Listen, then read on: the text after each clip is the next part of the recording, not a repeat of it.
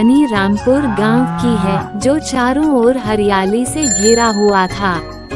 मिट्टी की खुशबू, खेतों में लहराती फसलें और बैलगाड़ियों की खड़खड़ाहट इसे एक सुखद स्थान बनाती थी। लेकिन इस गांव में एक बड़ी समस्या थी, पानी की दिक्कत। बरसात के महीनों में तो कुएं और तालाब भर जाते थे, लेकिन गर्मी आते ही सब सूख जाते। किसान चिंतित रहते क्योंकि बिना पानी के खेती करना असंभव था। इस समस्या को हल करने के लिए गांव के सरपंच रघुनाथ बाबू ने कई बार पंचायत बुलाई, लेकिन कोई स्थायी समाधान नहीं निकल सका। कुछ लोग कहते कि सरकार से मदद मांगनी चाहिए, तो कुछ मानते कि भगवान पर भरोसा रखना ही सही है। लेकिन गांव का एक युवा लड़का गोपाल इस समस्या का हल निकालना चाहता था। गोपाल ने ठान लिया कि वह गांव को पानी की कमी से बचाएगा। वह पढ़ा लिखा तो नहीं था, लेकिन उसकी सोच गहरी थी। उसने पुराने ग्रंथों में पढ़ा था कि वर्षा के पानी को सहेजकर उसका उपयोग किया जा सकता है।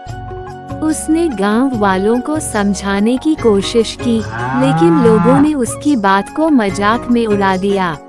अरे गोपाल, तू बच्चा है, ये बड़े बड़े लोग भी नहीं कर पाए, तू क्या करेगा?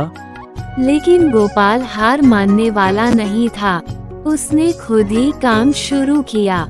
वह गांव के कुछ बच्चों को लेकर पहाड़ी के पास गया और वहां खुदाई करने लगा। कई हफ्तों की मेहनत के बाद उसने एक बड़ा गड्ढा बना दिया, जहां बरसात का पानी इकट्ठा हो सकता था। गांव के बुजुर्गों ने पंचायत बुलाई और फैसला लिया कि पूरे गांव में जगह जगह ऐसे तालाब बनाए जाएंगे। सभी मिलकर काम करने लगे।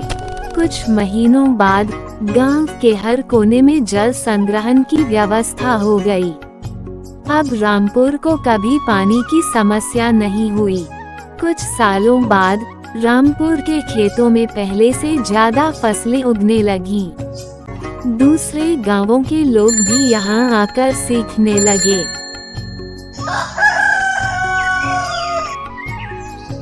एक दिन सरकार के अधिकारी गांव में आए और गोपाल को सम्मानित किया।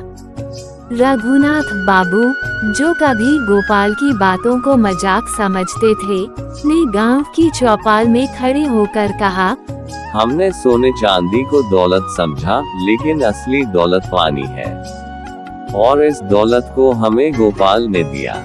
इसलिए गोपाल, तुम्हारा भी बहुत बहुत धन्यवाद। गांव वालों ने गोपाल की बहुत सारी तारीफें की और बहुत सारी प्रशंसा भी किया।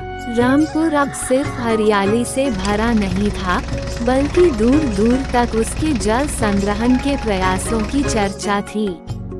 गोपाल गांव का हीरो बन चुका था। उसकी मेहनत ने पूरे गांव की तकदीर बदल दी थी। लेकिन एक नई चुनौती सामने आने वाली थी। गांव में एक आदमी था, धनीराम। वो एक लालची जमींदार था, जिसे सिर्फ अपने मुनाफे से मतलब था। जब उसने देखा कि पानी की वजह से खेतों की पैदावार बढ़ रही है, तो उसके मन में एक लालच आ गया। उसने सोचा, अगर मैं इन तालाबों पर कब्जा कर लूं, तो मैं ही पानी बेचूंगा और लोग मुझसे खरीदने को मजबूर होंगे। धीरे धीरे धनीराम ने गांव के कुछ लोगों को अपने पक्ष में कर लिया। उसने अफवाह फैलाई कि सरकार इन तालाबों पर टैक्स लगाने वाली है, और अगर वे सभी तालाब उसके नाम कर दे, तो वह टैक्स चुकाने की जिम्मेदारी ले लेगा। कुछ भोले भाले गांव वाले उसके झांसे में आ गए और अपने हिस्से का तालाब उसके नाम कर दिया। जब गोपाल को इस बात का पता चला, तो वह सरपंच रघुनाथ बाबू के पास पहुंचा। सरपंच जी, ये तालाब गांव के हमारे किसान भाइयों का है, किसी एक आदमी के नहीं। आपको कुछ करना पड़ेगा। रघुनाथ बाबू को भी शक था, लेकिन वे ठोस सबूत के बिना कुछ नहीं कर सकते थे। गोपाल ने गांव के कुछ समझदार लोगों के साथ मिलकर धनीराम की साजिश का पर्दाफाश करने की योजना बनाई। उन्होंने तहसीलदार को बुलाया और गांव के सारे दस्तावेज दिखाए। जब तहसीलदार ने देखा कि तालाब सार्वजनिक संपत्ति है, तो उसने तुरंत धनीराम के नाम किए गए कागज रद्द कर दिए। जब गांव वालों को असलियत पता चली, तो वे धनीराम के खिलाफ खड़े हो गए। उन्होंने फैसला किया कि अब से कोई भी गांव की संपत्ति को निजी स्वामित्व में नहीं ले सकेगा। सरपंच जी ने गोपाल की ओर देखा और बोले, तूने सिर्फ पानी बचाने का तरीका नहीं सिखाया, बल्कि गांव को एकता का मतलब भी सिखाया। धीरे धीरे रामपुर का यह मॉडल पूरे जिले में लागू किया गया और कई गांवों ने रामपुर से प्रेरणा लेकर जल संग्रहण की योजना अपनाई। रामपुर अब सिर्फ एक गांव नहीं था, बल्कि जल संरक्षण और एकता की मिसाल बन चुका था।